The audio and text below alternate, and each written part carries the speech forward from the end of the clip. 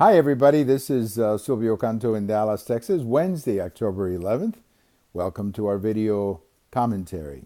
Today, we got a couple of things we're going to get into. First of all, I want to go back to the topic of the NFL. The commissioner is now apparently wrote a letter to the owners saying that the players have to stand. And of course, he looks weak when he does that because he doesn't have to send a letter. They could have addressed this months ago. They could have addressed this a year ago when Colin Kaepernick decided to become a political philosopher because he couldn't throw. I mean, he was benched because he couldn't play. He was not benched because he's black or because he had a political point of view. Nobody knew his political views when he was playing. He only became a philosopher when he couldn't throw, when he couldn't make the team, and he was benched. And then he became a political philosopher and discovered all of these causes that he may very well honestly believe in. I don't want to question Colin's honesty, but taking a knee is probably not the most effective way of making your case. So the commissioner is now telling them to stand, and of course this is just going to make this thing even worse. You got Jerry Jones involved. I wrote a post at American Thinker about this today. You got Jerry Jones involved, and I think Jerry Jones is simply looking at the lack of leadership from the commissioner. He's also looking at the television ratings. Monday night's ratings were awful. He's looking at the big business picture and saying, "Hey guys, we're hurting ourselves. We're hurting ourselves with this behavior." So I think it's Jerry Jones is trying to do what the commissioner apparently didn't do. I would like to see the commissioner and the team owners say, "You're going to stand, and if you don't stand, you're not going to play. You're not going to get to wear the uniform because after all, these guys are working. This is not a civil rights issue. These guys are working." You can't hold a protest wherever you work. This is not a civil rights issue. Nobody's denying these guys anything. They're at work, and they are at work. You don't have a First Amendment right to protest when you're working. So let's look at this correctly. And of course, on top of this, you've got ESPN going absolutely crazy now. You had this lady who didn't even know who she was.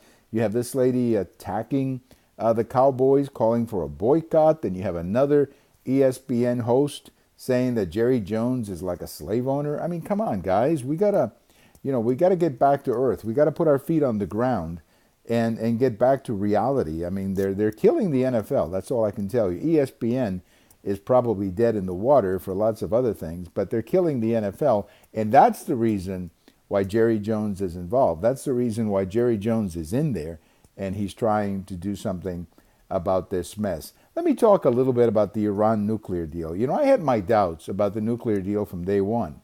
And that's because President Obama never sent the Iran nuclear deal to the U.S. Senate for certification or ratification, which is what you're supposed to do when you're the President of the United States.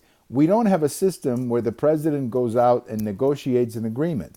No, we have a system where he negotiates the agreement and then he's got to bring it back to the U.S. Senate for ratification. That never actually happened here because they couldn't get the 60 votes. You know the story. They couldn't get the 60 votes to put it up for a vote.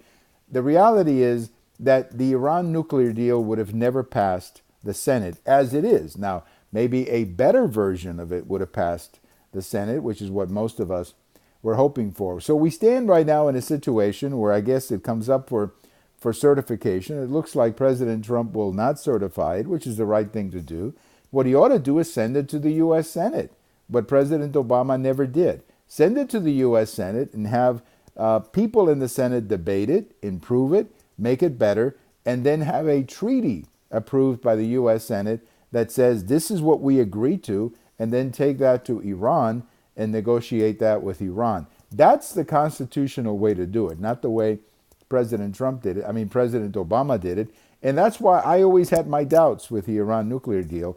Not because I'm an expert in it, not because I read it, but because the way President Obama did it, he signed the agreement, but never took it to the U.S. Senate for ratification, which is what he was supposed to do. So I think we need to start fresh with the Iran nuclear deal. We have to go back to the Senate and say, here's the draft, let's start from the beginning, and let's come up with a better deal than the one that we have right now. Thank you for watching. We have all of these over at YouTube. We also have them on Twitter, and we also have them on my blog. Have a wonderful day, everybody. It's very pretty here in Dallas. on this October day. Bye bye, everybody.